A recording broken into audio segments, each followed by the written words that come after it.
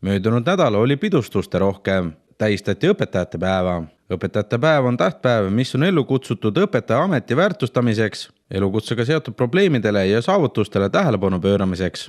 Õpetajate päeva tähistatakse riigiti erinevatel päevadel. Eestis on selleks 5. oktoober. Samal päeval tähistab UNESCO alates 1994.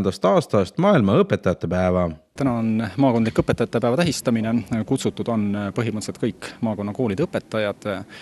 Samuti on kutsutud siis õpetajad, kes on esimest aastat või nii-öelda noored õpetajad Ida-Virumaa koolides ja lisaks siis nendele, kes on esitatud, või need haridustöötajad, õpetajad, kes on esitatud kandidaadiks konkursile Eestimaa õpib ja tänab. Nii et osasid me autasustame, osasid me täname siis lihtsalt selle üritusega.